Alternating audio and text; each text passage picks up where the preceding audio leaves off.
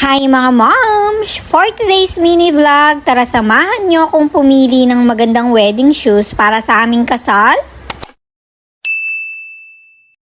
Grabe, papalapit na talaga ang araw ng aming kasal ni Sir Principal. Kaya naman tinatapos na namin lahat ni Daddy ang dapat tapusin. Huwag lang yung relasyon namin ang tapusin. Charing. May lakad nga kami ngayon kaya naman iniwan muna namin si Milan sa bahay. Agad na kaming bumiyahin ni Sir Principal para gumastos na naman. Nuko, kagastos pala yung kakasal. Dito sa may SM Clark kami pumunta at inilabas ko na nga itong aking mahiwagang notebook. Alam nyo naman na dito ko lahat inilagay yung mga details para sa aming wedding. Ngayon nga kami bibili ng aking wedding shoe. At syempre, as a teacher, kailangan ready tayo lagi. Kaya naman i-print ko na itong gusto ko na shoes. Kaya naman hinila ko na agad si Sir Principal dito sa may sofa. Yes po, dito ko gustong bilhin yung aking wedding shoes. Naghanap kasi ako sa department store ng SM Pampanga pero wala akong makita. Meron silang sofa doon pero konti lang yung stocks nila. Kaya naman nung nalaman kong merong sofa dito sa may SM Clark, dito na agad kami pumunta. Kita nyo naman ko ang gaganda ng mga shoes at dito makikita mo lahat ng mga designs nila. At ayun na nga, parang nakita ko na yung susutin ko sa kasal. Dito ko talaga napiling bumili dahil alam kong hindi naman siya masyadong mahal at magaganda talaga yung mga designs nila. Yung gusto ko na design at style ng shoes ay nakuha talaga nila. At nung una, ito yung mga pinagpipilian ko, ang design ng Scott Hill pumps. Meron itong color gray at color beige. Pagkatapos, nung nakita ko naman itong may glitters na silver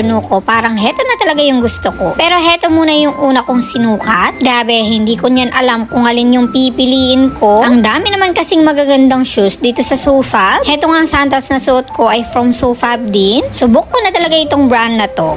At nung nasukat ko na nga, nagustuhan ko siya mga ma. Lalo na nung inilakad ko siya, komportable naman ako. Syempre sa kasal, dapat komportableng shoes ang pipiliin. Grabe, ang ganda ng shoes. Hindi lang talaga maganda itong paa ko. Next naman, heto din yung gusto ko mga moms. Ang ganda din ito. Nahirapan nga akong suotin kaya naman tinulungan na ako ni ma'am. Thank you so much po. At nung nasuot ko na nga hindi ko na talaga alam kung alin yung pipiliin ko. Pero ang mas nagustuhan ko talaga, hetong may glitter. Tinanong nga ako ni Daddy kung ano yung final decision ko. Kasi nga, siya naman lahat ng magbabayad nito.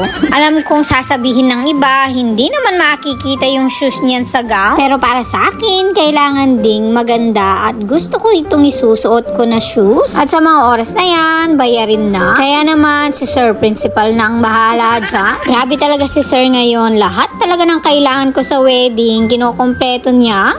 Kaya naman sobrang swerte at bless ko sa aking magiging groom. Tapos masanting niya pa Charing. Pagkatapos niyan, kumain muna kami at nag-date habang hindi namin kasama si Milan. Sa mga oras na yan, pinag-uusapan namin kung ano yung mangyayari sa araw ng kasal. Pareho kaming kinakabahan at pressured ni Daddy. Pero syempre, excited na din kami. Dito sa pagplano ng aming wedding, hindi naging madali. Kung alam nyo lang ang daming pagsubok yung napagdaanan namin. Katulad nito, kailangan pa rin pala namin kumuha ng Senomar kahit ikinasal na kami nung una. Ikasal na kasi kami sa civil pero ang dami pa rin palang hinihiling requirements para sa church wedding. Kaya naman okay na at buti na lang naasikaso namin agad. Fast forward, kinabukasan, binilahan ulit ako ng shoes ni Sir Principal. Para naman ito sa aming prenup photoshoot. Grabe na talaga si Sir Principal. Sobrang alaga naman talaga niya sa akin.